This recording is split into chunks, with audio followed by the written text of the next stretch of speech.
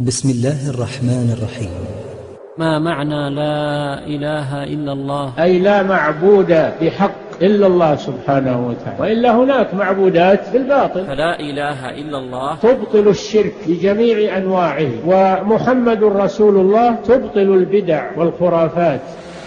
بعض الناس يقول لا إله إلا الله لكنه لا يكفر بما يعبد من دون الله. يا شيخ وضح أكثر. مشرك هذا الزمان يقولون لا إله إلا الله بألسنتهم ولكنهم يعبدون غير الله، فيدعون الموتى، يدعون الحسن والحسين وعبد القادر والبدوي وفلان وفلان من الموتى، يدعونهم ويذبحون لهم وينذرون لهم ويستغيثون بهم وهم يقولون لا إله إلا الله. تناقضوا. ما حكم من فعل ذلك؟ هذا ليس بمسلم وإن كان يقول لا إله إلا الله بلسانه، لأن العبرة بالقول والعمل، ليست العبرة بالقول فقط. انتبه.